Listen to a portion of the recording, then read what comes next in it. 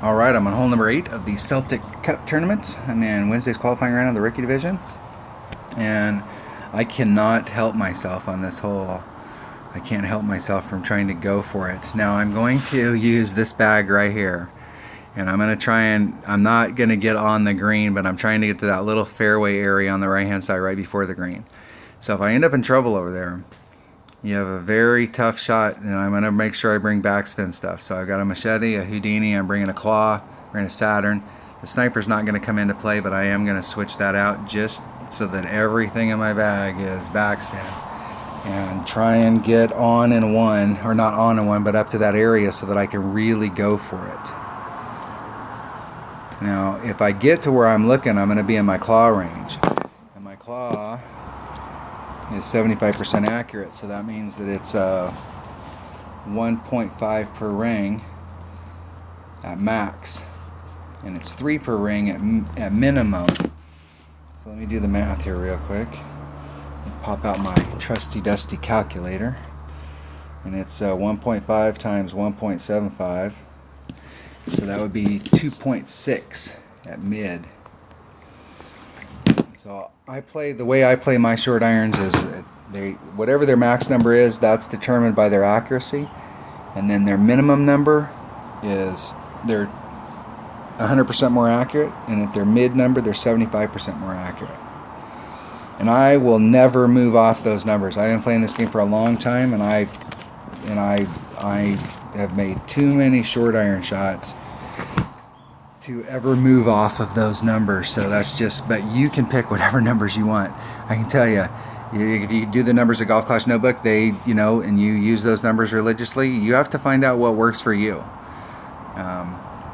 The numbers that I use for long iron work when I'm using a Saturn, but for some reason I just can't quite get my backbone to be where I want it to be, even though it's more accurate than my Saturn. So I play with the Saturn a lot because I have faith in those numbers. Alright, taking a Titan and a big Tapa. Here we go. Let's see how much trouble we can get in on this hole. Now I'm shooting just a clean round right now.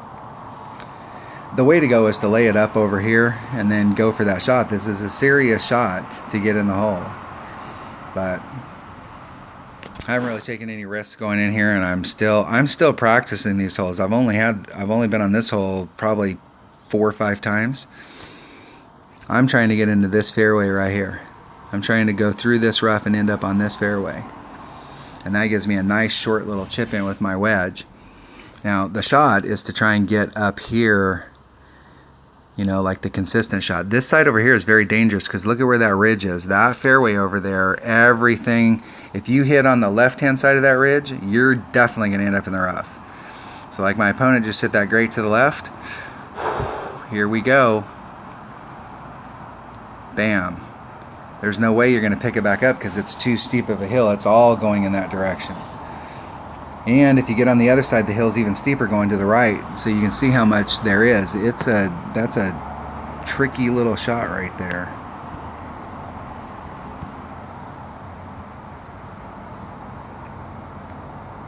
I'm going to try and hit in the middle of that fairway area. And I don't want to leave the wind in. But I do want to put just a little teeny bit more curl on it, or excuse me, side spin. I want to try to be right in the center of that fairway area. Take the wind out. That's about a 2-ring pull. This club hits like 2.1 per ring, so it's a little more.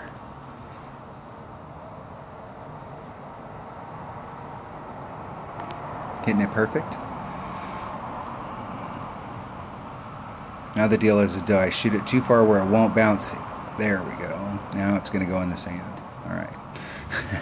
Need to put a little more curl on it.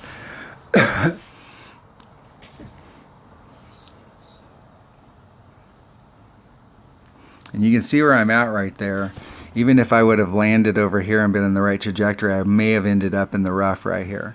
It's a very tricky shot, and a 4-power ball is not really going to help you because you can't, on that second bounce out there, if you're too far out, you're just going to end up in the rough right there. So a 4-power ball is not really going to help you. It's just that it's one of those little finesse shots, and I'm sure, and I'm just practicing. Even though I'm in my qualifying round, I'm still trying to figure out exactly how I want to come at these holes. I really miss Golf Clash Notebook, them not having their stuff up, because when I'm demoing shots and we're out here and I'm posting videos, and we always go to Golf Clash Notebook and look at the hole so that we can really kind of dial it in and see what the deal is on it. Not having access to that this week has blown.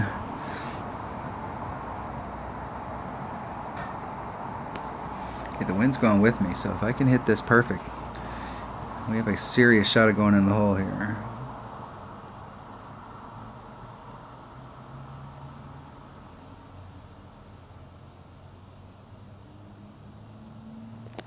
Hit it great to the right, about 70 rings.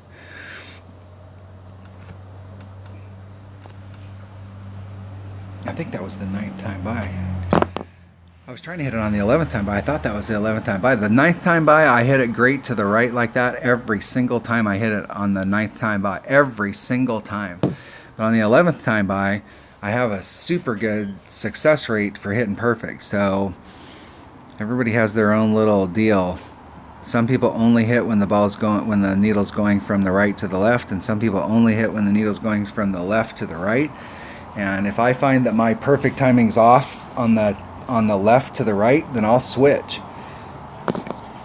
And sometimes I just get a feeling, like you're sitting there watching it, and sometimes it'll jog, and I'll just get a feeling like I don't want to do it this time. I wanted to hit it on one of the right or the left to the right, but it didn't feel right, so I'll hit it on the next time by.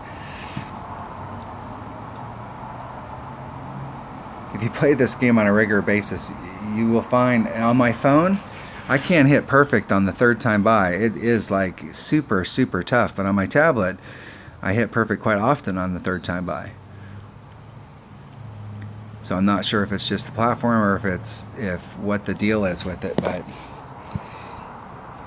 you know how it works. You play the game.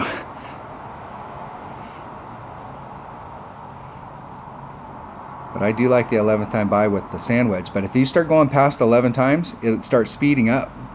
It starts going faster. So you don't want to go past the 11th time by, because then it really goes fast. All right, that was hole number 8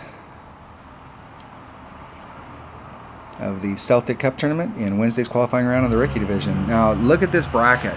I'm not sure how all the other brackets are going, but it's going to take a -10 to get in. All the -9s just got knocked out. This person here they're on track for a -10. And then there were several people down here that were on track. So there may be even a -10 that doesn't make it through, just depending on how many eagles they got. All right, that was hole number 8 of the Celtic Cup tournament in Wednesday's qualifying round. Thanks for watching.